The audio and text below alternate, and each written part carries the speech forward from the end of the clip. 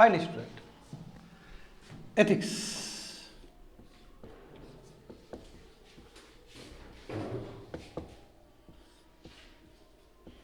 Class number 16। तो अभी तक क्या क्या किए हम लोग? First unit we have completed ethics and human interface, and I hope so कि सिलेबस भी तुम लोग को पता चल गया होगा अच्छे से। सेकेंड वन इज योर, बताओ, एटीट्यूड।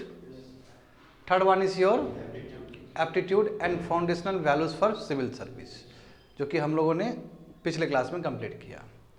आज क्लास में हम लोग देखेंगे, और आज क्लास में ये कंप्लीट हो जाएगा, fourth unit, that is emotional intelligence.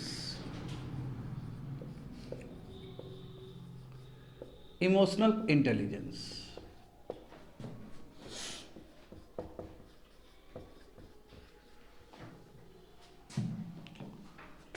concept and its utilities and its utilities and obligations as obligation in administration and governance।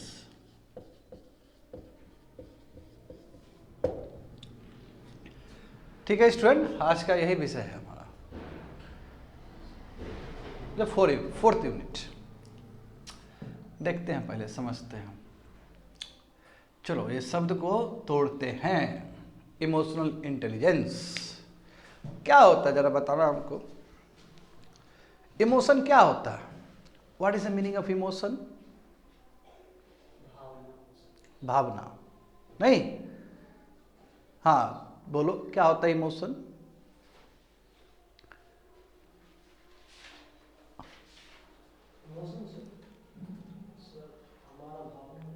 Bhavna. You? Feeling जो सबकॉन्शियस माइंड डेवलप करता है सर। सबकॉन्शियस माइंड डेवलप करता है, तो conscious mind को पता नहीं चलता है? पता करता है, लेकिन उन्हें ना चाहते हुए भी आ ही जाता है। ओके, बोलो, थोड़ा सिंपल टर्म में समझाओ।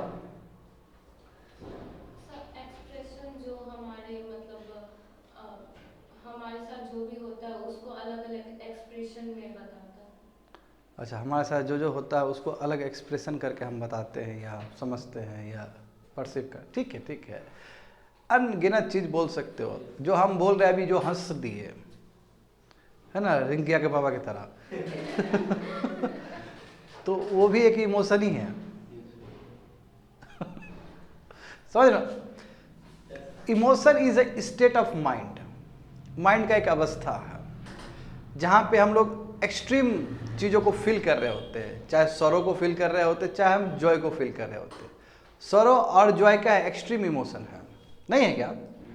सरो मतलब दुख में है, आप बिलख रहे हैं, रो रहे हैं because of some reasons, and आप जॉय हो, खूब खुश हो बिकॉज ऑफ सम रीजन। तो क्या है? State of mind. तो emotion is nothing but it is a state of mind. अवस्था है, दिमाग का एक ऐसा अवस्था है जहाँ पे अलग अलग तरीके से आप फीलिंग्स को अकोमोडेट कर सकते हो। That's called emotion. समझ गए ना? तो इंटेलिजेंस क्या है फिर? इंटेलिजेंस क्या है student? No, I am not asking about the emotional intelligence. I am only asking you intelligence. फिर दोनों को जोड़ेंगे? नहीं, दो शब्द एक साथ आया है तो पहले तो इंडिविजुअल मीनिंग समझना होगा ना हमें। बताओ इंटेलिजेंस क्या है?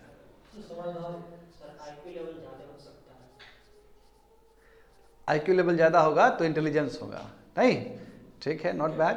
Capability of understanding something. हाँ, capability of understanding something is called intelligence. समझदारी और इंटेलिजेंस का एक ही चीज़ है। समझदारी तो अंडरस्टैंडिंग है, हाँ, इंटेलिजेंस से अंडरस्टैंडिंग आता है, इसमें कोई शक नहीं है।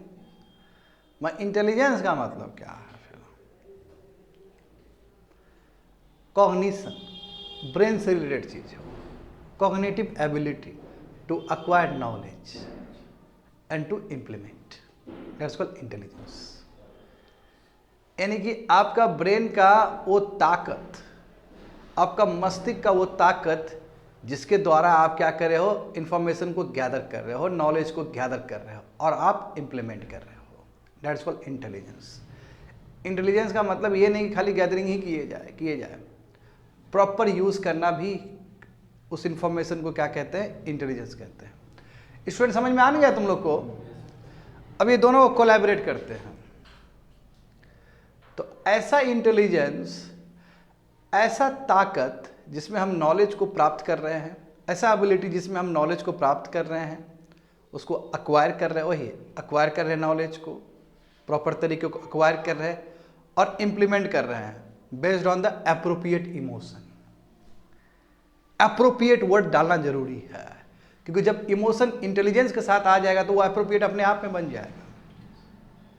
नहीं, जब देखो, कहने को तो सिविल सर्विस केवल इमोशन ही दे सकता था, नहीं, सिंपल केवल इमोशन देता और लिख देता concept and utilities and application in administration and governance, बात खत्म।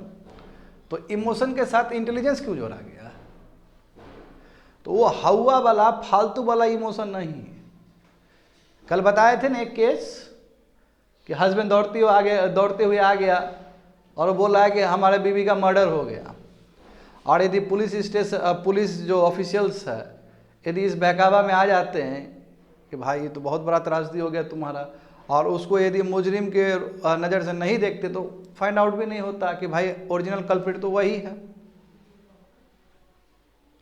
इमोशन अच्छी बात है मगर इंटेलिजेंस के साथ। जैसे एग्जाम्पल देखो, जैसे एग्जाम्पल बहुत तरीके से देख सकते हो। चलो पुलिस डिपार्टमेंट का ही बात करते हैं। एक आईएएस वेल लिटरेट, बहुत पढ़े लिखे होते हैं ना आईएएस, बहुत पढ़ना पड़ता, प्रोसेस ही इतना खूबसूरत है आईएएस का कि बहुत ज़्यादा पढ़ के निकल जाते हैं वो। जब वो बच्चे के साथ मिलेंगे, जो बच्चा क्लास 1 का है, क्लास 2 का है, क्या उस समय उनका व्यवहार वही रहेगा? नहीं रहेगा, उनका व्यवहार चेंज हो जाएगा। जब हमारे माननीय प्रधानमंत्री एक छोटे बच्चे से संवाद करेंगे तो क्या उस समय उनका बिहेवियर सेम ही रहेगा जैसे वो कैबिनेट में मीटिंग करते हैं? नो, नहीं रहेगा, उनका बिहेवियर चेंज हो जाएगा। बोलेगा बच्चे कितना नंबर आया, कौन सा विषय अच्छा लगता है, अच्छा ठीक है, पढ़ना ठीक है ना। तो कैसे क्यों ट्रीट किया ऐसा? क्योंकि पता है कि इसको ऊपर लेवल का बात करेंगे तो नहीं समझ में आएगा कि बच्चा है अभी, और उसमें भी ये बात करने में भी इंटेलिजेंस लगता है। तो इमोशन प्लस इंटेलिजेंस का यूज करके मोदी जी ने कहा ठीक है बाबू पढ़ाई करना, जाओ। समझ रहे हो ना? आईएएस ने भी क्या किया, बच्चे को बच्चे की तरह ही ट्रीट किया। और वहीं पे कोई मुजरिम मिलता तो उसको उस तरह ट्रीटमेंट नहीं होता, कि उस समय इमोशन क्या कहेगा आईएएस का? No, he is culprit, I can't give same status, I can't give the same value to him, क्योंकि ये कल्प्रिट है। इमोशन आ रहा है कि नहीं आ रहा है? तो जब इंटेलिजेंस के साथ इमोशन का जुड़ाव होता है, जब कॉग्निटिव स्किल के साथ आपका इमोशन का जुड़ाव होता है, तो वहाँ से एक कॉन्सेप्ट बन के निकलता है, that is called emotional intelligence. और ये चीज़ हम डेली यूज़ करते हैं, डेली ही यूज़ कर रहे हैं स्टूडेंट।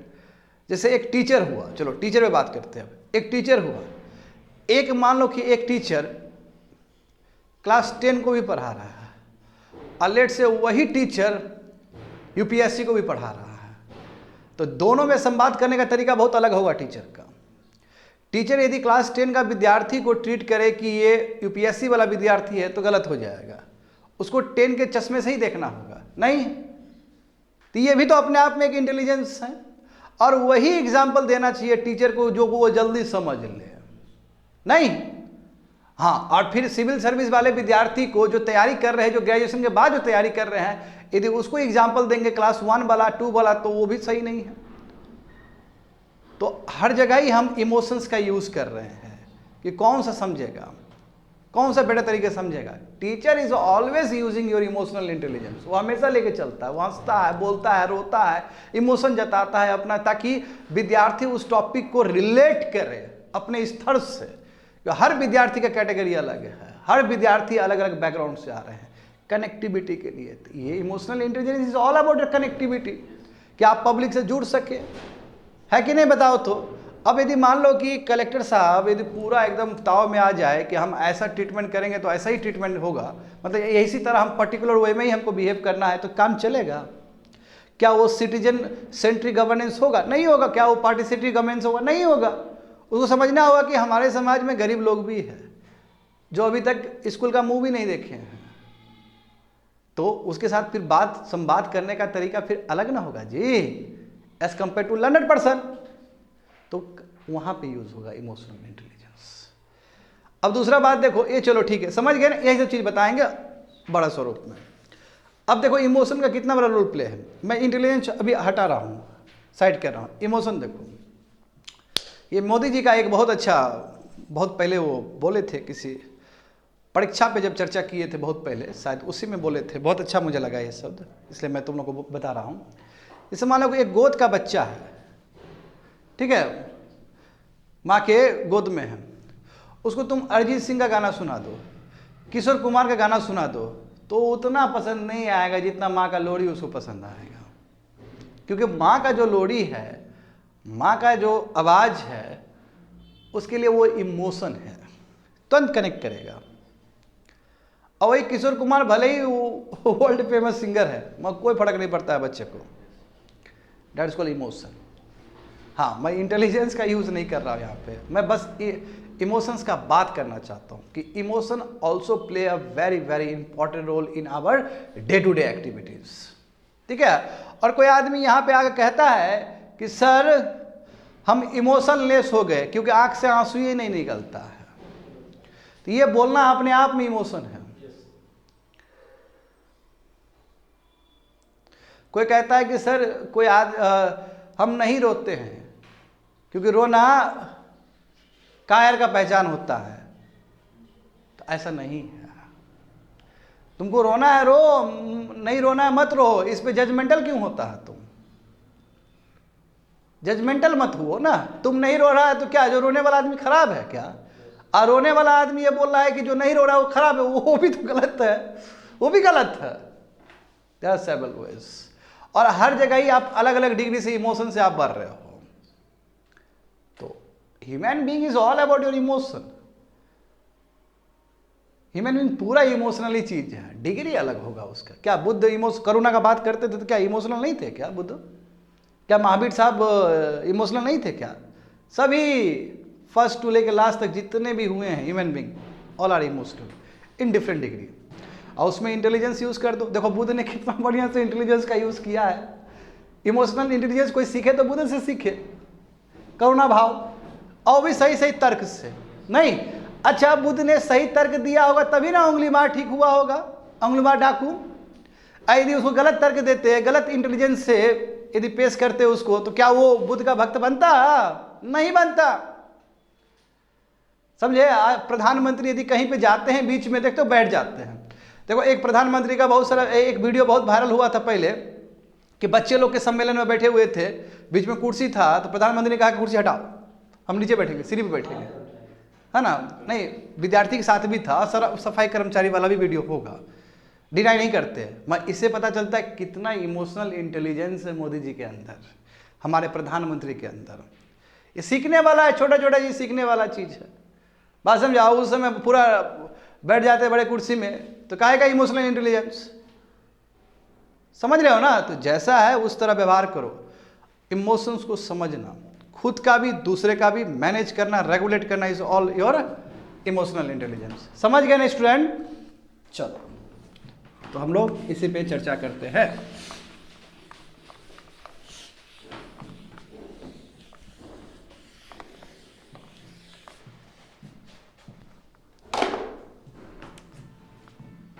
लिखो,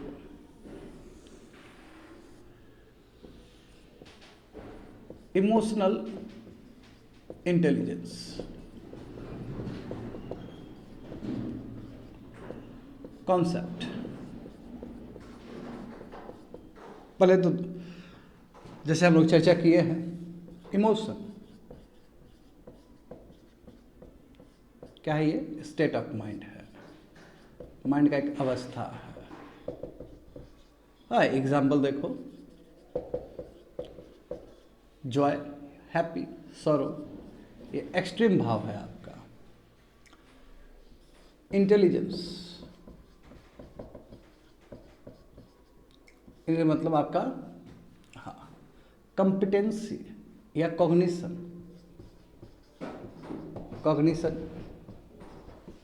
स्किल टू acquire knowledge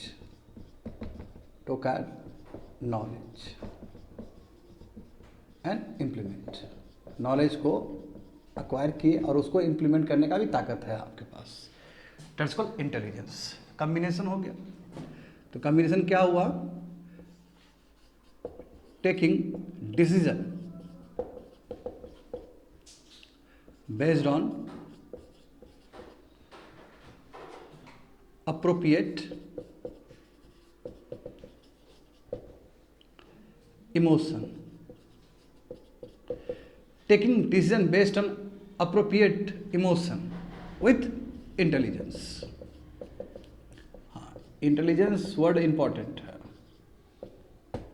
समझ गए स्टूडेंट कि डिसीजन लेना, कोई निर्णय लेना प्रॉपर इमोशंस पे, बट प्रॉपर इमोशन के साथ इंटेलिजेंस भी होना चाहिए। समझे? और इंटेलिजेंस कहाँ से आएगा? आपके कॉग्निटिव स्किल्स से आएगा, आपका समझ से आएगा, आपके एक्सपीरियंस से आएगा, आपके नॉलेज से आएगा, आपके पढ़ने से आएगा, आपके अध्ययन करने से आएगा। अब देखो, ये हो गया इमोशनल इंटेलिजेंस। अच्छा, यहाँ पे मैं कुछ बोलना चाहता हूँ। देखो, IQ समझते हो ना? IQ का मतलब क्या होता है? Intelligence question.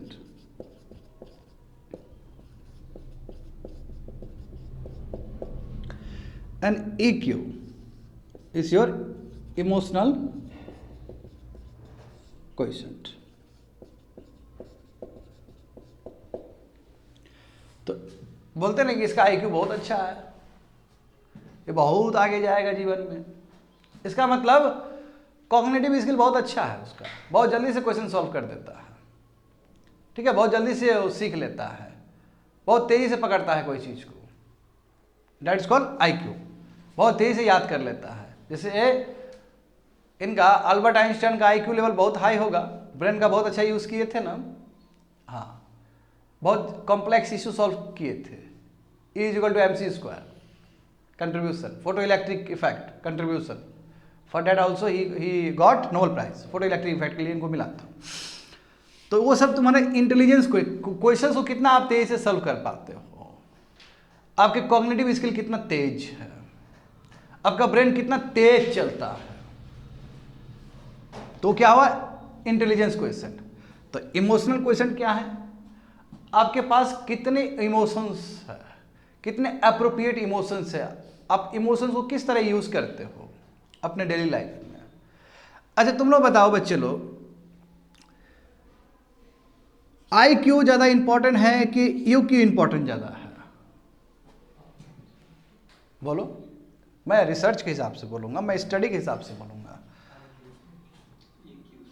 सब लोग को लगता है कि IQ सबसे इंपॉर्टेंट है, मगर IQ कंपेयर में UQ ज्यादा इंपॉर्टेंट है। यदि जीवन में तुमको सक्सेसफुल होना है, लंबा दूर तक जाना है जीवन में, तो तुम्हारा EQ स्ट्रांग होना चाहिए, इमोशनल क्वेश्चन स्ट्रांग होना चाहिए, तभी तुम जीवन में आगे बढ़ सकते हो। तुम्हारे पास इमोशन ही नहीं है, तुम दूसरे का इमोशन ही नहीं समझ सकते हो, तुमको खुद अपना इमोशन के बारे में पता नहीं है, तो कैसे जीवन में आगे बढ़ोगे? हाँ, नहीं बढ़ पाओगे, खाली IQ करते रह जाओगे, जीवन में आगे नहीं बढ़ोगे। इसलिए जिस इंसान के पास IQ लेवल स्ट्रांग होता है, जिस इंसान के पास इमोशनल क्वेश्चन स्ट्रांग होता है, वो अपने जीवन में सबसे ज़्यादा सक्सेसफुल होते हैं। और यदि मुझे तुमको एग्जाम्पल देना है तो मैं ढेर सारा एग्जाम्पल दे सकता हूँ, चाहे गौतम बुद्ध का बात हो, चाहे हमारे missile president of India Abdul Kalam sahab का बात हो, और ऐसे अनगिनत एग्जाम्पल हो सकते हैं। हाँ, चाहे बीजी तिलक का बात हो, बताओ बीजी तिलक मराठी एंड केसरी, इतना बहुत इंटेलिजेंट है ना। देखो emotions, Shivaji festival, Ganpati festival क्या है? Emotion, connect for national integration. इससे खूबसूरत एग्जाम्पल क्या हो सकता है? तिलक जी से खूबसूरत गांधी जी पूरा कपड़ा ही छोड़ दिए अपना, है ना, साधु के भेष में आ गए वो। क्या ये इमोशनल इंटेलिजेंट रहेगा तभी कर सकते हो ये सब चीज? ऐसे नहीं होने वाला है। यदि आपके पास केवल आईक्यू रहता, खाली प्रॉब्लम सॉल्व करने का वो दिमाग में रहता, तो गांधी जी नहीं बन सकता था। समझे ना? जैसे अभी हम कह सकते हैं जो कॉमन आदमी की तरह दिखे उसको कॉमन आदमी बहुत पसंद करता है, नहीं? और जो अलग वेशभूषा में देखे तो भले ही कॉमन आदमी उसको रोल मॉडल मानेगा, मतलब है कि थोड़ा सा दूरी तो है भाई, इसमें थोड़ा सा दूरी तो है। और जो अपना टाइप को लगता है उससे आप बहुत जल्दी कनेक्ट करते हो। कई क्रिकेटर है ना जिसको लगता है कि भाई तो मेरा घर का ही आदमी है। जैसे MS धोनी देखो, MS धोनी को देख के लगता है कि यार ये मेरा घर का आदमी है। जैसे कपिल शर्मा देखो, तुमको लगेगा कि मेरा घर का आदमी है, नहीं। कपिल शर्मा इतने बड़े फनकार है, इतने बड़े कॉमेडियन है, तुमको लगेगा कि ये मेरा घर का ही आदमी है। इमोशनल क्वेश्चन, इतना आप इमोशनली अटैच हो गए हो उससे। अब देखो जीवन में कितना सक्सेसफुल है, वो बोलने वाली बात ही नहीं है। एक बार बताओ MS धोनी खाली प्रैक्टिस के लिए निकल जाएगा तो उसको देखने के लिए आदमी लाइन लगा हुआ है। अगर वाला प्लेयर को ही टेंशन, जो नौसिखिया प्लेयर सब आया तो उसको टेंशन, वो ऑटोग्राफ ले रहा है, बताओ। इधर जो धोनी को आउट किया वो सबसे बड़ा सेंसेशन बनेगा, वो जसप्रीत बुमराह बनेगा बाद में जाके। तो कितना बड़ा वो आदमी बन गए, नहीं, कितना बड़ा कद ऊपर हो गया बिकॉज ऑफ इमोशनल क्वेश्चन। लोग समझ गए ना स्टूडेंट? देख रहे हो ना? तो इसलिए IQ ज्यादा, person with EQ become successful in life.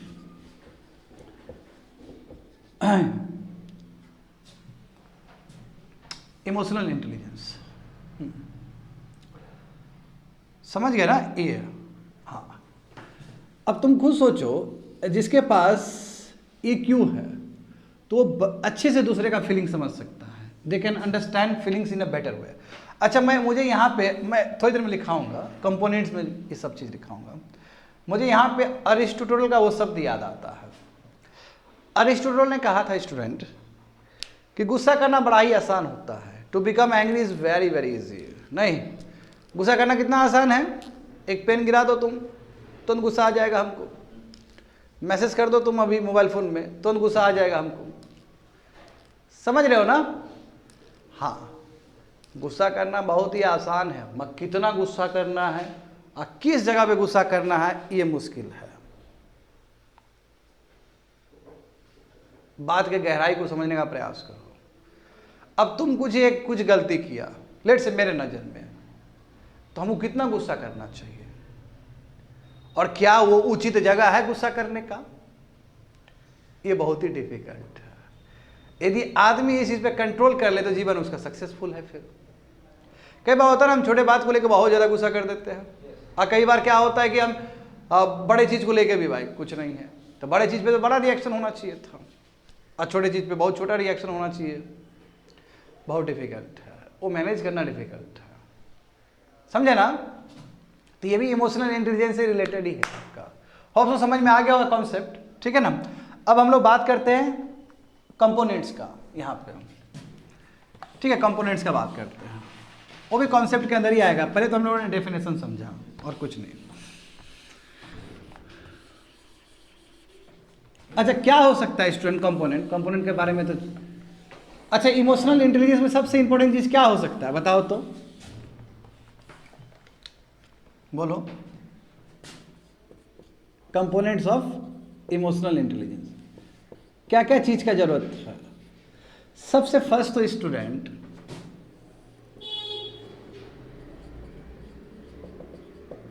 Perceiving of emotion. Perceiving का मतलब आइडेंटिफाई करना,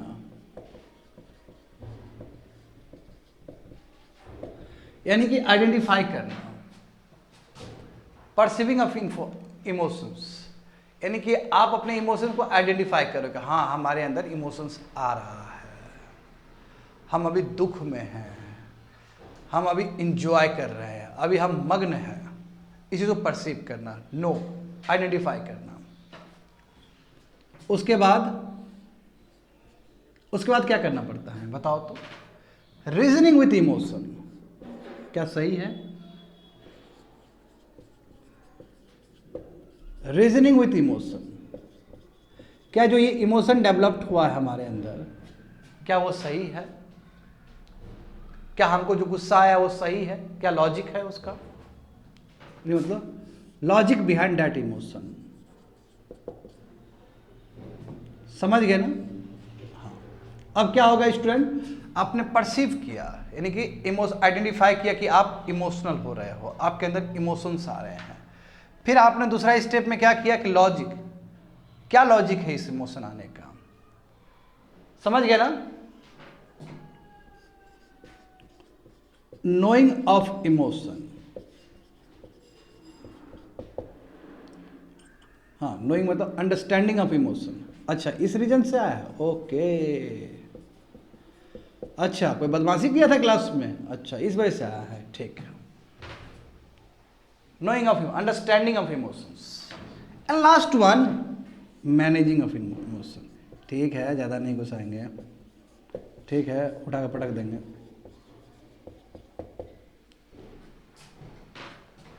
फोर स्टेप्स, समझ गए ना?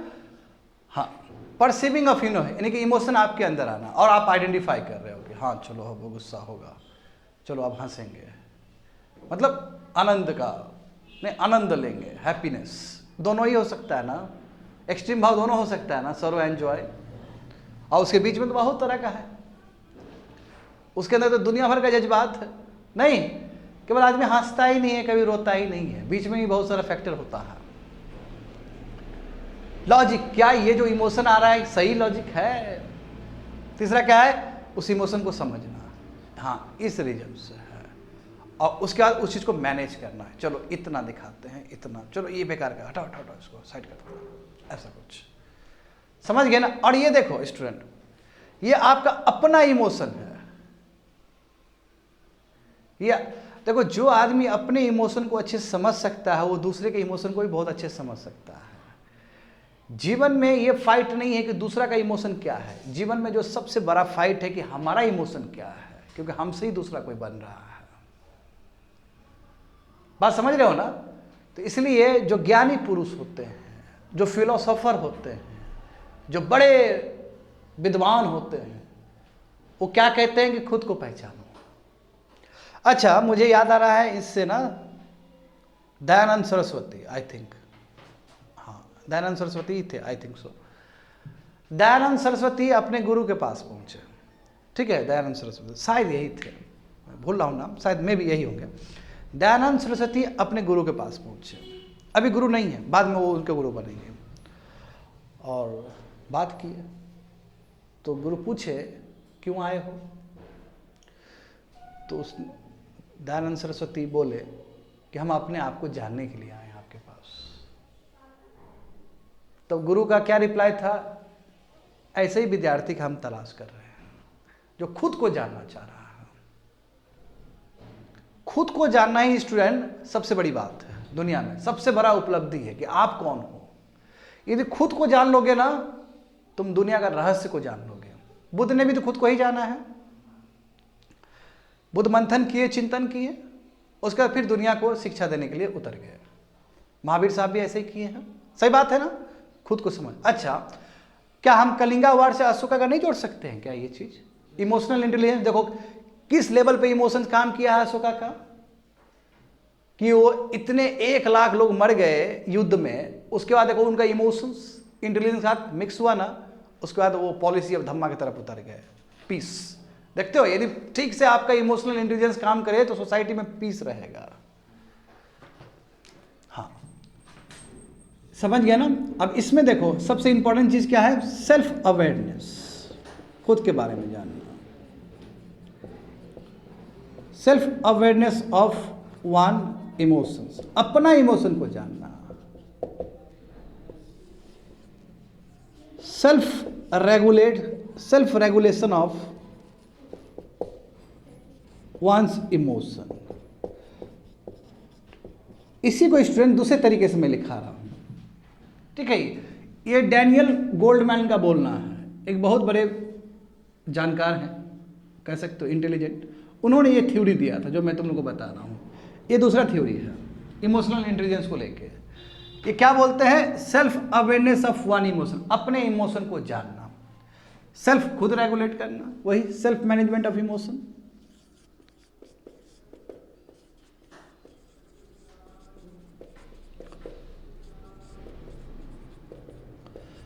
जब आप अपने इमोशन को मैनेज कर सकते हो, अपने इस इमोशंस को अपने इमोशन से आप अवेयर हो सकते हो, उसको सेल्फ रेगुलेट कर सकते हो, तो जाहिर सी बात है you should also understand the feelings of others, aware of others emotions. And ये बहुत इंपॉर्टेंट फैक्टर है स्टूडेंट, ये बहुत इंपॉर्टेंट फैक्टर है। कोई कहे कि सर कि हमारे पास बहुत इमोशनल इंटेलिजेंस है, हम अपने भावनाओं को बहुत अच्छे समझ लेते हैं, तो अच्छी बात है, समझ लेते हो, मगर तुम्हारा जो इमोशनल इंटेलिजेंस है उसका एप्लीकेशन दूसरे प्रति भी होना चाहिए, दूसरे का भी इमोशन भाव समझने का तुम्हारे अंदर क्षमता होना चाहिए, तभी हम कहेंगे कि you are person of emotional intelligent. समझ गए स्टूडेंट?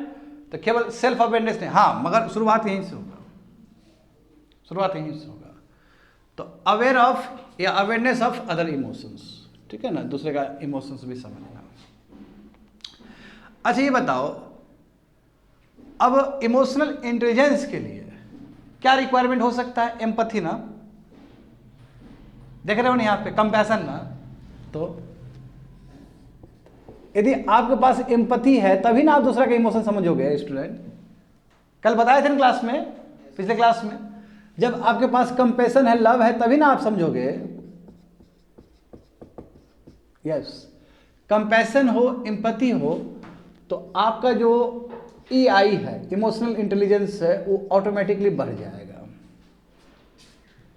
वो बढ़ जाएगा, अच्छे से समझ पाओगे लोगों का इमोशन क्या है। समझ गए ना? ये हुआ तुम्हारा कंपोनेंट्स, ये सभी चीज सब लिख देना बढ़िया से बैठ के उसमें, ठीक है। एग्जाम्पल दे देना, जो भी एग्जाम्पल का बात की है, गौतम बुद्ध का एग्जाम्पल लिख लो, इसमें एग्जाम्पल लिख लो।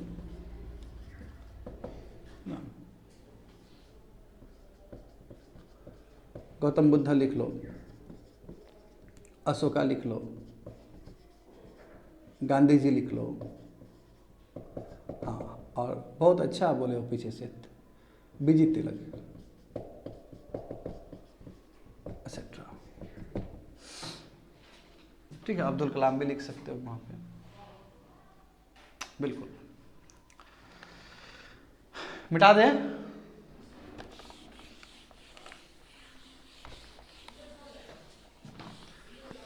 अब देखो, ये तो हो गया कंपोनेंट। अब देखेंगे उसका utilities and obligations.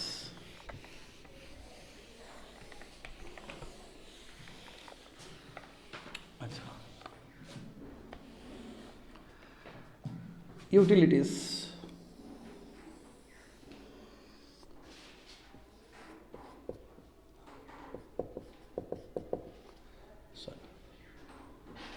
Utilities of emotional intelligence.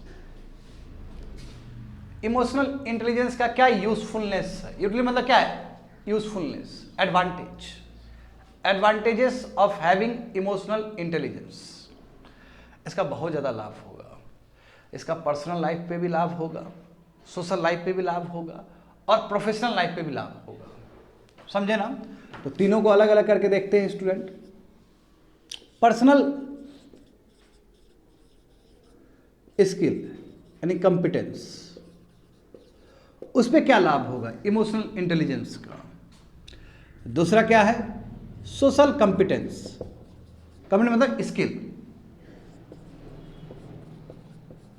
उस पर क्या लाभ होगा?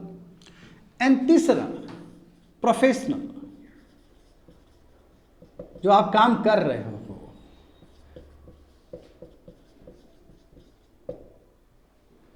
Professional competence. अब तुम लोग बोलो स्टूडेंट, जिसका EI इमोशनल इंटेलिजेंस स्ट्रांग रहेगा, वो बहुत चार्मिंग रहेगा ना, खुश मिजाज रहेगा, स्ट्रेस फ्री रहेगा तो चार्मिंग रहेगा, हंसता रहेगा, वो स्ट्रेस फ्री रहेगा, कोई टेंशन नहीं, नहीं मजे में। अरे भाई हम अपने इमोशन से अवेयर हैं। और बोलो, और सुनाओ।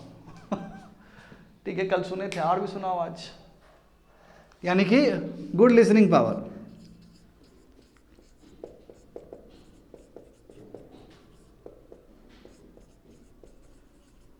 हाँ, जो आपका पर्सनल कंपिटेंस है उसका असर तो दिखेगा सोसाइटी में, आज जो ये भी दिखेगा, जाहिर सी बात है, सब इंटरलिंक्ड है एक दूसरे से।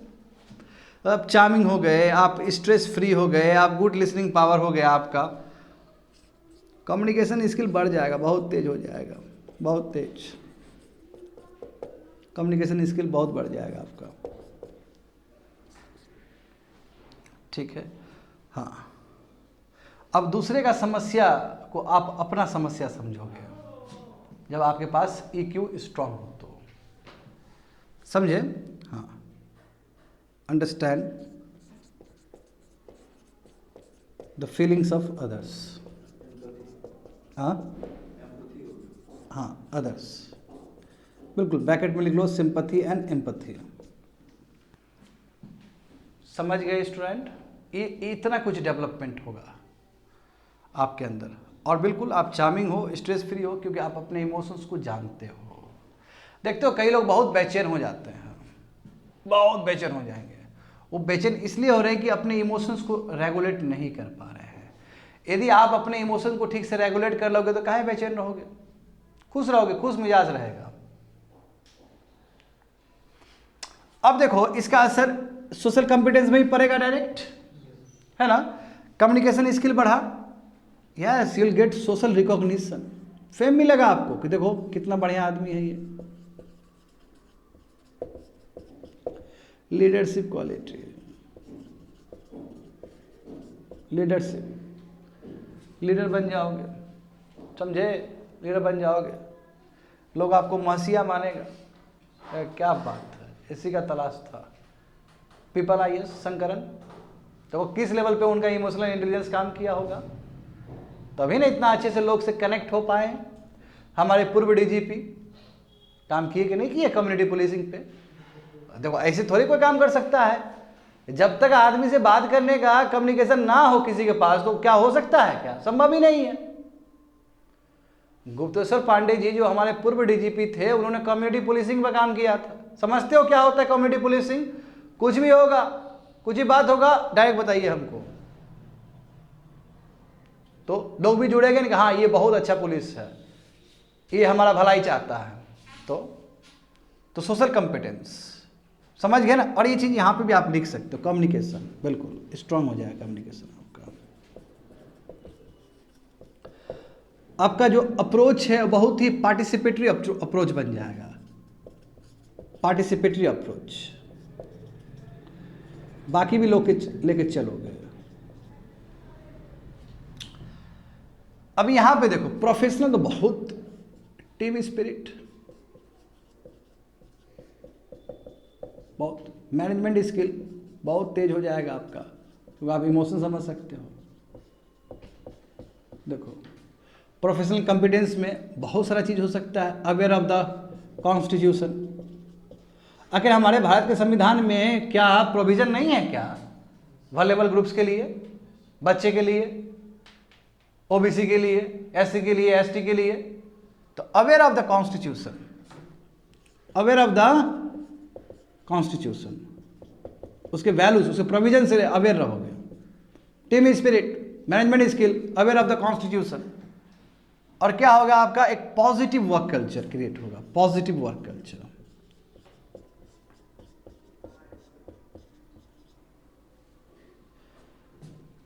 समझ गए ना स्टूडेंट? और आपको देख के ना लोग खुश रहेंगे, वाह कितना अच्छा आदमी है, कितना अच्छे से केस सॉल्व करता है, ये सबको सुनता है, समझे?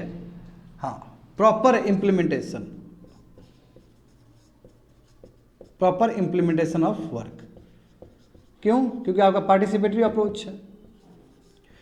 यदि जो भारत सरकार जो प्रोग्राम और पॉलिसी को चलाती है, इसमें लोग को यदि जोड़ दिया जाए तो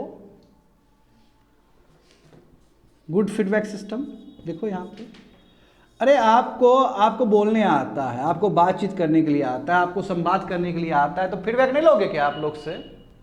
हाँ, बोलोगे ना कि हम जो स्कीम चला रहे हैं कितना हेल्पफुल रहा, बताइए जरा। अच्छा, यहाँ पे दिक्कत लगा आपको, ठीक है ठीक है ठीक है, हम इस चीज़ को कंसिडर कर रहे हैं, नेक्स्ट टाइम से कोशिश करोगे कि और बेटर दे। तो good feedback system.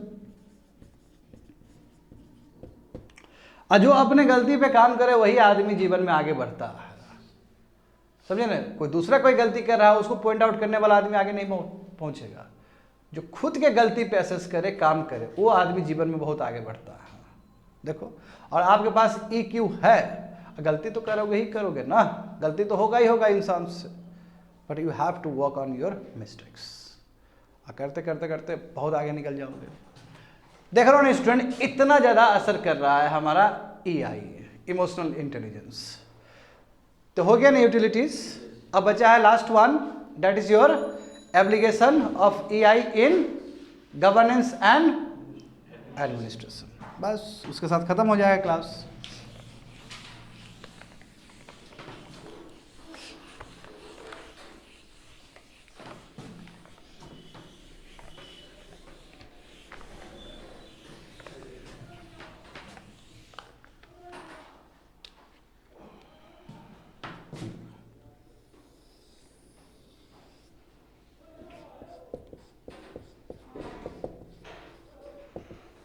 Application of EI in administration। Administration, ठीक है ना?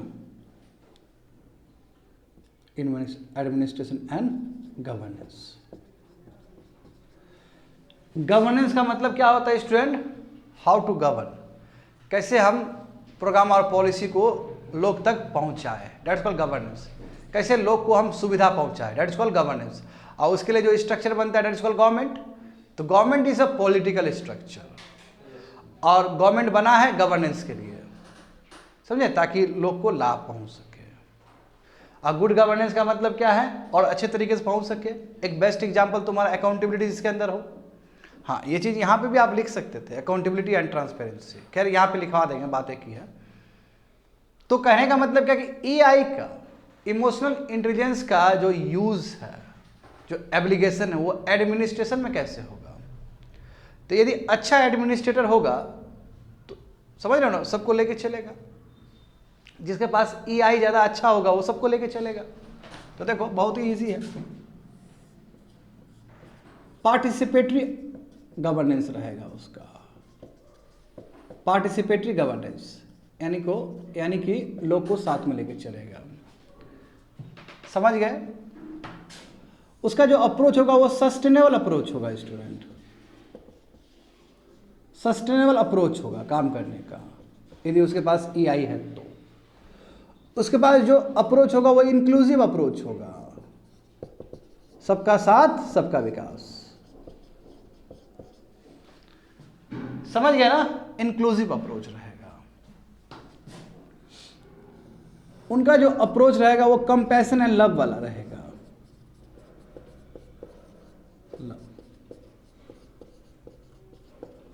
Towards vulnerable group. उनका जो अप्रोच रहेगा वो सिटीजन सेंट्रिक गवर्नेंस का रहेगा, कि जहां पे केंद्र में सिटीजन को रखा जा रहा है और उस हिसाब से फैसले लिए जा रहे हैं। Citizen centric approach. जो उनका अप्रोच होगा वो बहुत ही ट्रांसपेरेंट होगा एंड अकाउंटेबल होगा।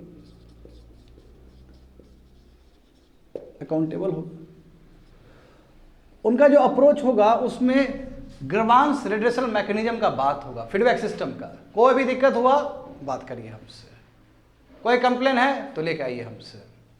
तो प्रॉपर ग्रीवांसेस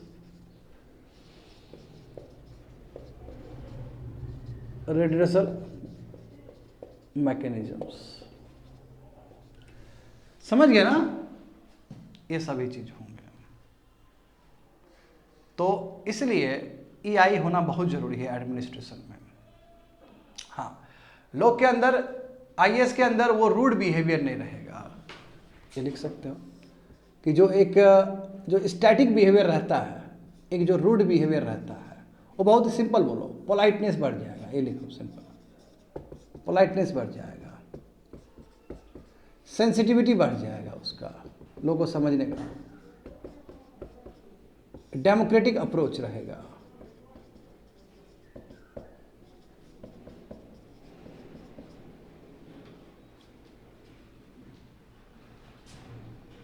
समझ गए? ये सब और भी बहुत सारा चीज तुम लोग ऐड कर सकते हो इसमें। होप सो समझ में आ गया होगा। तो कहानी इतना ही है, बात समझे? तो कैसे स्टार्ट किए थे स्टूडेंट हम लोग? कहानी कैसे, अच्छा पहले लिख लो, लिख लो। देख रहे हो ना ईआई का यूज कितना ज़्यादा है एडमिनिस्ट्रेशन में, इसका परिणाम कितना पॉजिटिव हो सकता है ना? यदि आपका ईआई स्ट्रांग है तो अब आरटीआई से नहीं घबराओगे।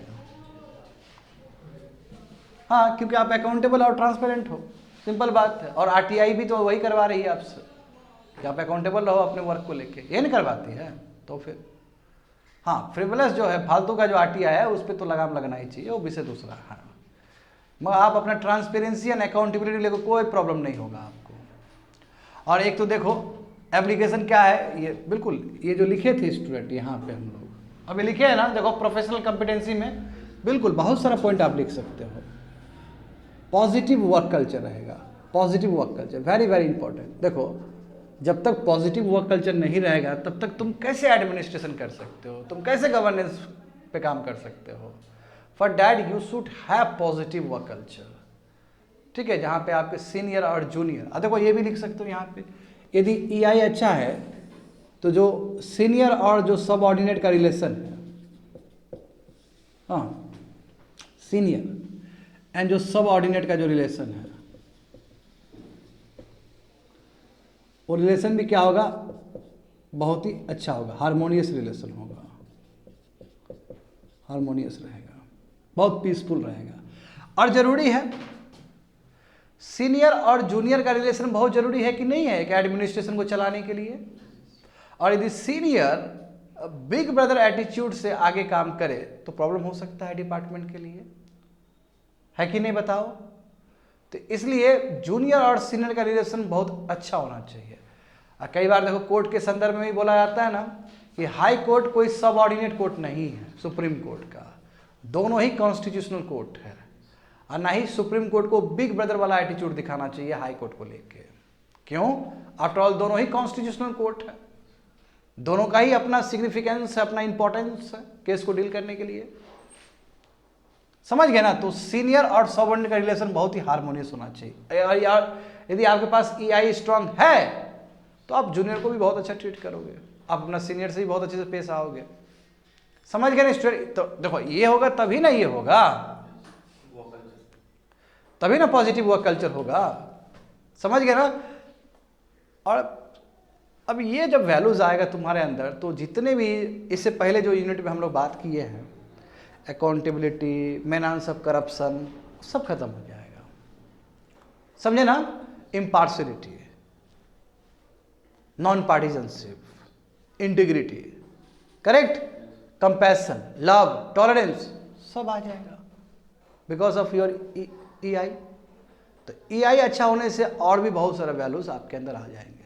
That's it, complete.